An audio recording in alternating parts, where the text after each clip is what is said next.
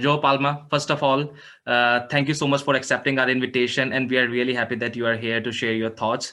Would you like to take a moment and would you like to express your thoughts about the field of architecture? Would you like to introduce yourself a bit to our viewers, to our listeners? Certainly. Thank you. Thank you for having me. My views on architecture is probably like all of my other colleagues' views on architecture. It's certainly a very competitive and challenging profession, and clients today are, expecting that much more than previous generations in architecture have. What we like about what's happening today is a transitional point in the profession, in what we see with not only technologies but also how we were working. We're working in a much more stealth way of delivering projects, and we're also certainly able to now be much more aware of how to design buildings that are much more sustainable and truly environmentally friendly. And would you like to give us a little bit of context about like how did you enter into this industry of design? Like what were your earlier memories you can have, like you can share with us? Like when did you thought of becoming a designer?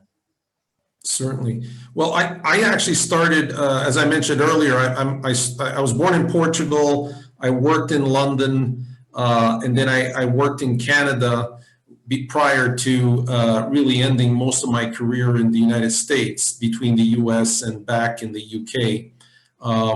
My earlier work was really, like most architects, I started in one of my first firms, was doing mid-scale type projects, even private residences.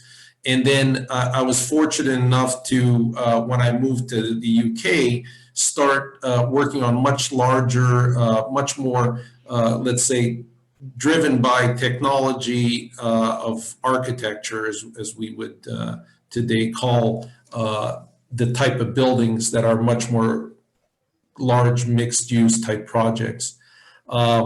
Alongside that, I also was fortunate to be involved in a government type work, which spanned from embassy work to parliament building, and then towards the end of my tenure at SOM, doing what is today one of the largest, if not the largest, projects in Europe, which is the new NATO headquarters in Brussels. Because like since you have seen both parts of the world, when there were not so much technology in architecture, and in today's world there is artificial intelligence, we have so many programs out there. Like if I can ask you just one major difference, which is according to your experience and your wisdom, you can share that, okay, this is one of the biggest change what you can see. Yeah, I mean, it's a very good question. And we're seeing a lot of that, not just in architecture, but, in a lot of the creative industries out there. You mentioned VR. We're selling buildings, or at least conveying the design intent in the early stages of these buildings through these platforms. Whether it's starting with how we parametrically optimize a building through different platforms, to delivering the building in the way that we need to, through smart data and on-site management of what we do as architects. But in between there's that, the center of that fulcrum is really now somewhat transitioning from what was previously selling the building through, typical visuals, or CGIs, as we would say, renderings, and then a typical kind of plan and section of how we look at a building in its efficiencies and how it functions. Today, we're able to put on those goggles and look at a virtual reality of it and experience it in a much more compelling way of understanding how light and how the sense of space and how you move through a building, which previously was very, very difficult to capture in the early stages of design. And like when did you thought of venturing out on your own? In like what in which year did you decide that okay, now it's the time to venture out? Yeah. Yeah, well, most of my career was, as I mentioned earlier, I was a design director at Skid Moorings and Merrill at SOM for a good part of 16 years. When my family and I moved back to Europe, where I became the regional design director for another U.S. Big corporate firm, which was Perkins and Will, where I was responsible for the EMEA, which is Europe, Middle East, and Sub-Sahara. But after 2 years there, with what was happening, we were reassessing, and one of the things that was being asked of me is to go back to the U.S. And I had just moved my family to Europe. I felt like it was a bit of a stretch for me to relocate my family again. And I always had in the back of my, trajectory of thought as an architect to have my own firm. I just needed to know when it was the right time. And I think a lot of designers or a lot of architects out there are always juggling when is the right time. And I perhaps could have done it sooner, but I feel, we need to get enough gray hair to truly understand not only how to deliver a building and design a building, but also, being truly able to evolve as a professional in the profession. And it becomes that much more challenging to, obviously, it's one thing having the great infrastructure already there, but having to do it all from scratch and build up a team and the necessary tools that we need to do what we do. It becomes a very, very humbling experience for any architect. And we opened up. It's going to go now our 5th year. We're pretty proud that we've been able to ride the wave of where we've currently faced growth, but also with obvious recent events had quite a lot of challenges, and in that. We've been able to adapt. We've been able to stay firm in how we're working remotely. We wanted to not be a regional firm. We wanted to be still, because of the base of what I've done in the past has been works in 5 continents. We wanted to still stay very global in how we outreach our firm across different regions. And this is something I wanted very much to be part of how we introduced ourselves within the market.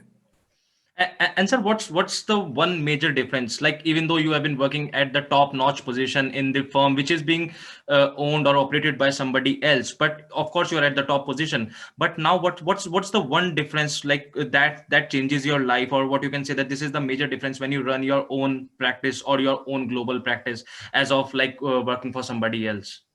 Yeah, I think the biggest difference, I keep saying it's. Very strategically, it needs to be thought of very strategically. Anyone opening up their own firm, there's different ways of doing it. The ideal way is always having a project or being able to go in and already, have a stability for the first kickoff of the first year of your firm. We weren't necessarily as stable as we would have liked, but we were fortunate to get quickly clients that trusted us and took a chance with us, because as a new firm, there's always, it's a very different thing when you're able to do what you do on the backs of such a big infrastructure, as I mentioned.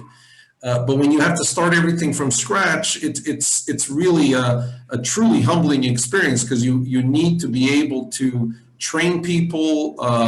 We have a lot of our team members are ex-colleagues of mine, so that made it easy. But at the same time, there's still that multiple hats as a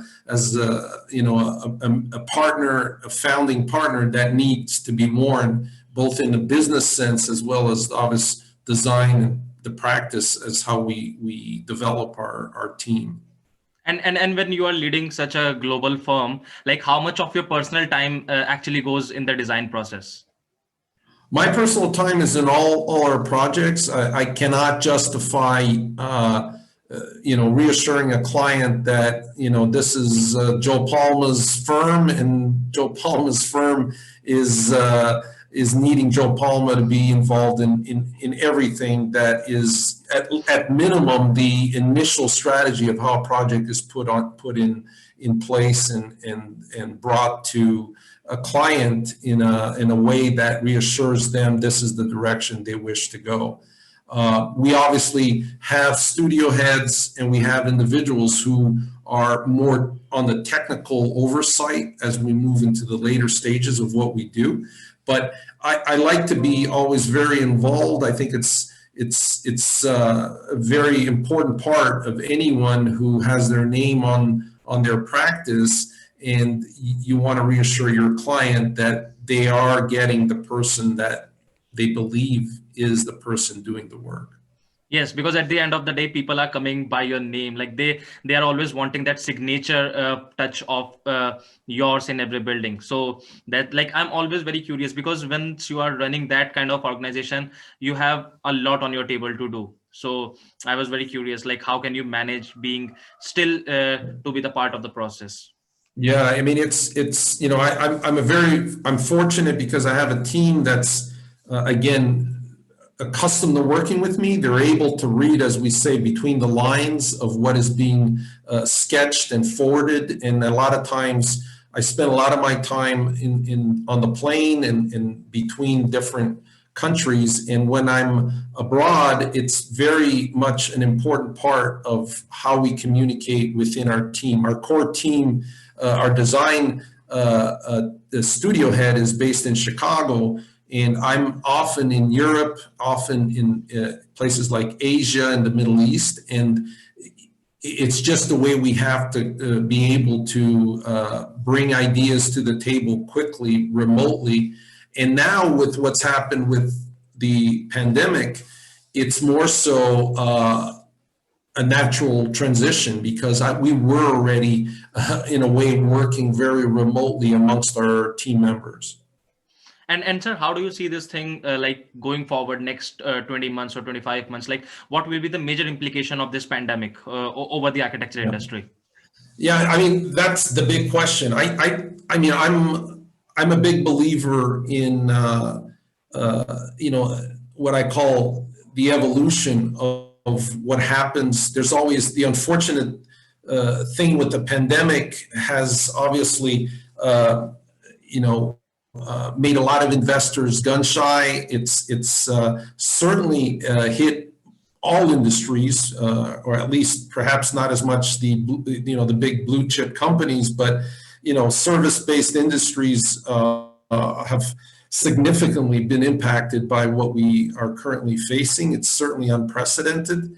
However, we've noticed in our duration of at least the last 3 quarters, we've actually had growth simply because we've been able to adapt, because we were already adapted in how we worked. And we were fortunate to have clients that were not shelving projects due to the pandemic. They were very much still committed to get a project delivered during these times when they believe now it's more competitive. It's much more, you're able to get a much more competitive construction and delivery time.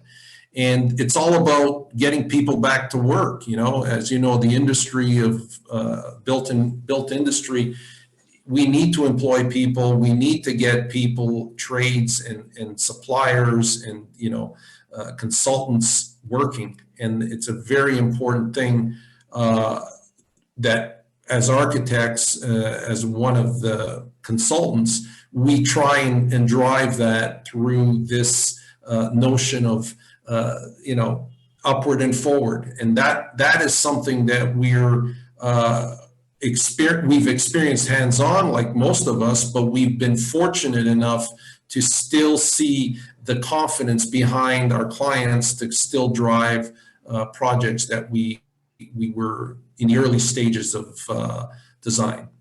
Hmm. And sir, like most of like some, not most, some of our viewers are college students or the professionals who are early on in their career. Like if you can share the three pieces of advice with them, like the people who want to venture out for themselves, like the three qualities they need to have in order to be a successful practitioner.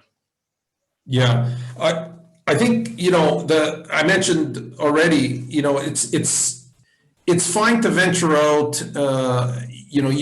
Our profession is one of the few true Renaissance professions out there, and I really mean that because every architect out there that goes through the rigor of not only the education, but and then being able to go through a very long certification of experience of needing to have that know-how.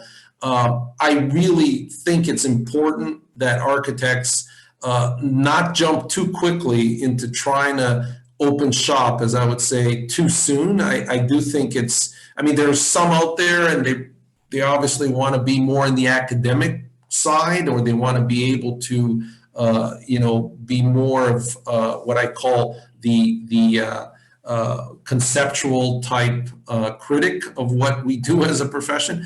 Those who want to get things built, those who are wanting to leave an imprint in our built environment, those are ones that need to have that initial experience. And that experience varies across the board. It doesn't always need to be, through the standard path, as we would say, of what we do in internship, and then what becomes, a licensed architect, as most countries expect after graduation. But what you need to be conscious of is your self discipline, your self determination. Never doubt yourself in terms of what you love and what you believe you're capable of doing. There will be many who will try and seduce you into the easy route, or try and deter you or discourage you in what you're trying to do. I think a true leader or a true driven architect, at the end of the day, always prevails if he sticks to his beliefs and his determination. Mhm. And how much do you think is the value of patience in the whole process? Because like, since we are just talking to you, so you have spent a huge amount of your time in the corporate side of the world, and then now you are in your own venture. Like, what's the value of patience in our industry? I think, I mean, I don't want to generalize based on my experience. I'm sure there's a lot other, architects out there who had a similar career path, or at least, quite a few that have gone through the corporate firms out there.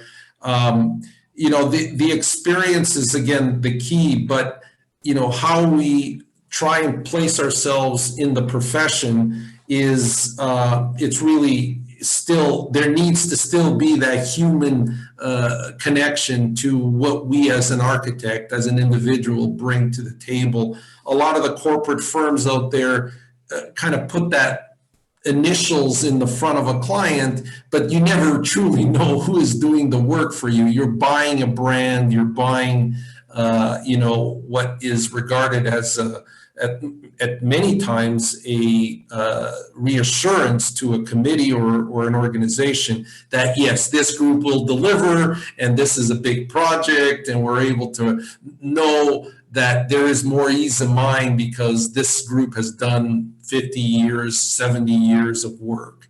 And, we don't believe in that. I mean, I don't believe in that. I believe still it comes down to, the individual. And, there's a lot of big firms out there that have lost a lot of talent as well, and a lot of individuals who are now opening up their own shop. And you really notice the great work from firms that, like ours, that are perhaps not as well known as the big corporate, what we call generational firm, but the work can easily measure up to what they're doing, or even at times excel what they're doing. Yes, this I couldn't agree more, because like in my experience also, I have very less experience as compared to someone like you. But what I have seen, that sometimes the work is completely unexpected, because I have seen some studios coming out of Finland, and they are just maybe 2 years old, and their work is phenomenal. So Yes. so this is like quite acceptable what you are saying, that we can't judge someone on the basis of they are having 50 years of experience or 100 years of experience. Absolutely. I mean, with a fresh mind comes a fresh approach. At Definitely. times when you're as we would say, schooled too much under a corporate structure, you start being much more, call it desaturated in how a creativity can be, or how you can approach a design challenge.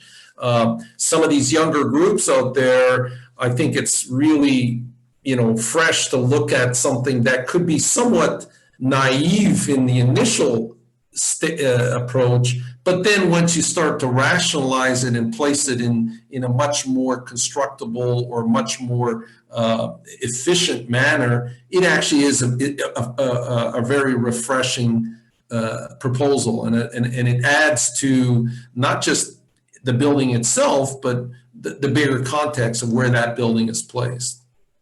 And sir, like earlier when we were talking, you mentioned about that you are quite frequently you are traveling to Europe, Asia. And when I talk to architects, like there is one thing what always pops up in the life of architect is that traveling is a big part, and they learn a lot when they travel to different part of the world. So how much of your personal learning experience comes from travel? So when you travel to different places, you get new ideas, or you see different cultures, and then you get some ideas. Like what's in your... Yeah. Yeah, I mean, I'm very fortunate to have traveled, and as I mentioned earlier, 5 continents. Built work in 5 continents for me is really. I'm very thankful that fortunate that I've been able to do that through varying types of buildings in varying cultures. I've always, even from an early age, I was always, been exposed to traveling, and grew up in different places. I was always very approached it in a very romantic manner, where I welcomed it and I enjoyed it, and I still enjoy it. At times it's challenging when we're tired and we don't really wish to get on a plane and go into a region that has the time difference from where you're coming from. But there's always things that we oftentimes learn best firsthand when we go and experience a different culture, and really becomes more tropical in how we approach, and respectful to how we wish to design a building in a different culture. Because I think, again, when we look at some of the large corporate firms, it's kind of very prescriptive of what they're doing. They're coming in and they're saying, this is the international standard of what either a Class A office building or an international airport needs to be. And when you pull back and you look at it, I'm being critical of some of my colleagues out there, but I really believe this, and I've tried to, in oftentimes when I've done talks, or when I've been fortunate to express where I think architecture could better cultures, is not try and be prescriptive of bringing in a building that you can, it's almost like a chess game. You can pull one of these towers and put them anywhere in the world, and they will look like they were done no different in New York or in Shanghai or even in Dubai. And I think it's important that we bring out an architecture from the culture. And there's, a lot of great architects out there that are much more sensitive to how do you make it tropical? How do you make it that it is driven and inspired within where it's being placed, versus coming in and just putting a trophy or what we call an object that is superfluous or completely could be in any place. And I think it's important that we as architects pull back and be much more conscious of how we will be adding to that community, adding to that city with a building. And some of these buildings are so, particularly the iconic larger scale projects, they have such a profound impact on that city. They become symbols of the city. They become objects, whether you wish to call them objects, but they become very much in the public eye.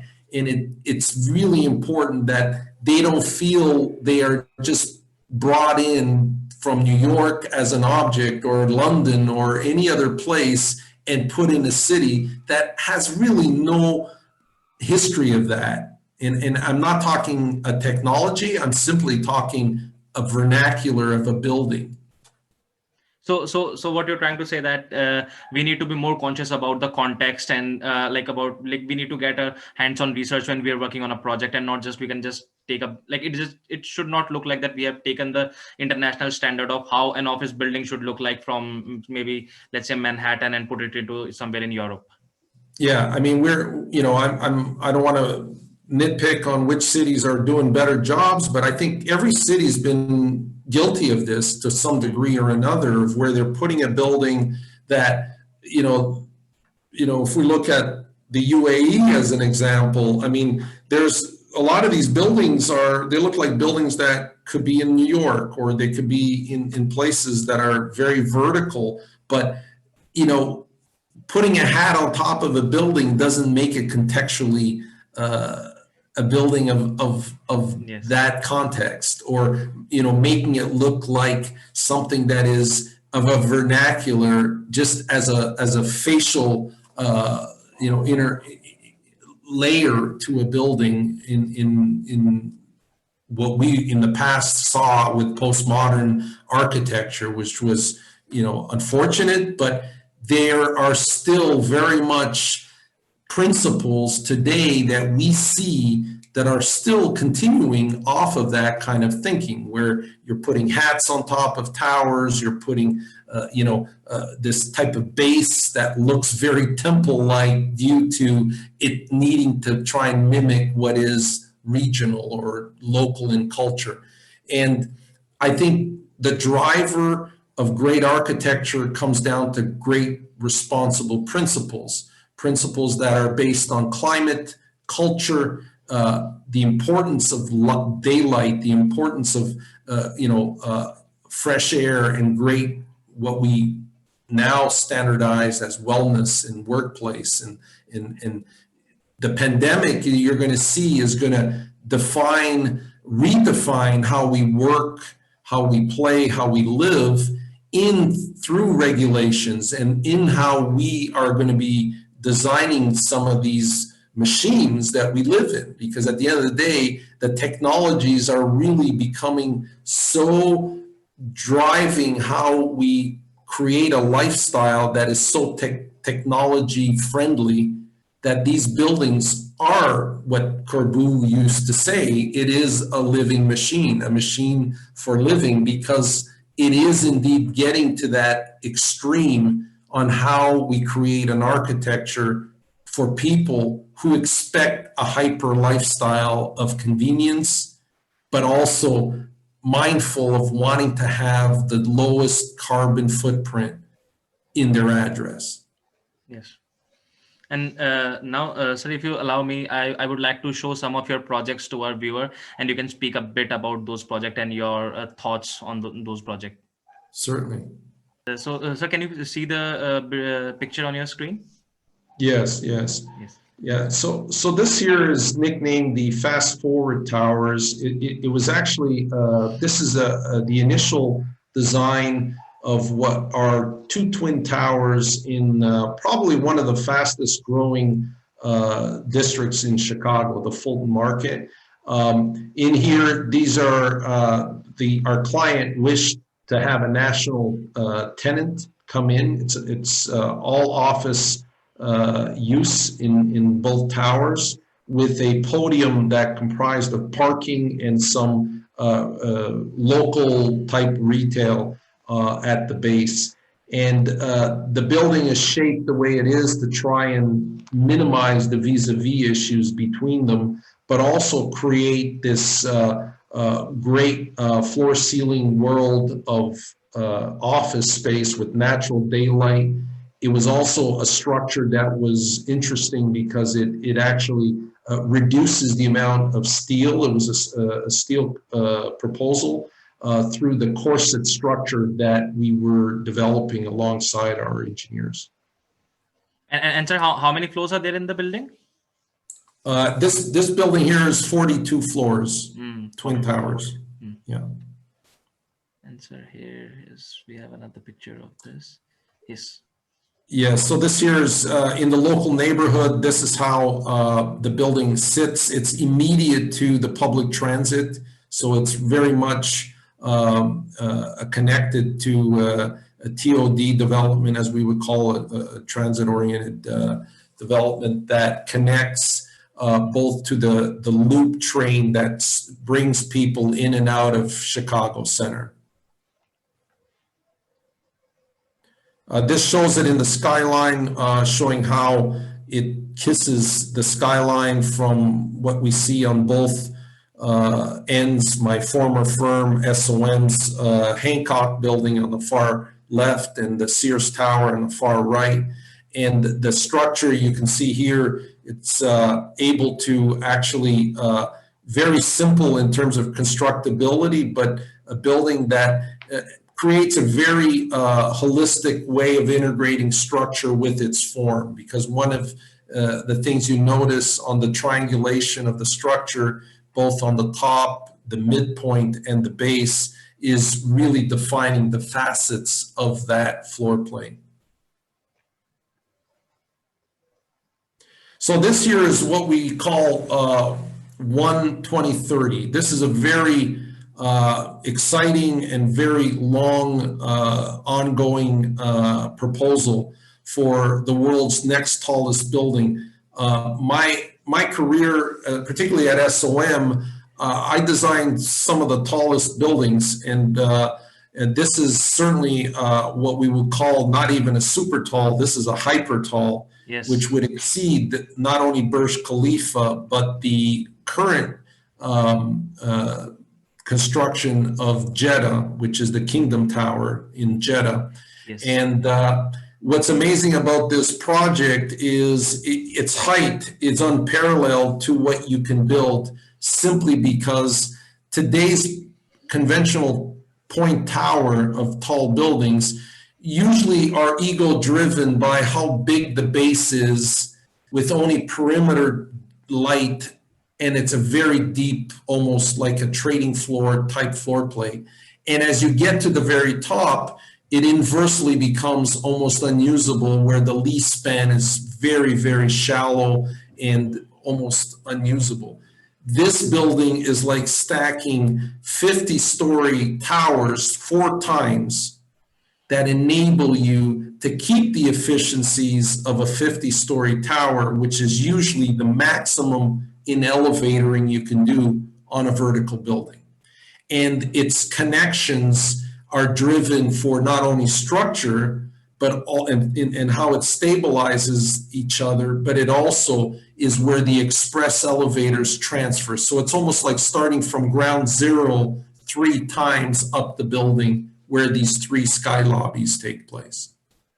And sir, how do you feel to be, when you think of buildings like this, you're working on buildings like this, like what's the feeling, what you can like share with us? Because it's not normal to work on something so ambitious like this. Well, this project actually initiated with our team in London, in our London team. It was driven at the time, it was originally placed in proposed in a location which we found very, at the time, surprising, simply because it was a tax haven. But it was also a project that was started much shorter than then, as they started to look at the economics and how it would be phased over the course of what is proposed as a 9-year project. it would enable you to grow the building almost like a modern day Sagrada Familia in Barcelona, where it's Yes. a continuing type construction. But what it does is it provides the ability to have a lower part of a building function like a conventional building, and then immediately it's built on top of it in each stage of the construction. Because the challenges of building these type of buildings of this height is how do you pump concrete to these heights that are unprecedented. And here you're mixing and pushing the construction on top of the building in each stage.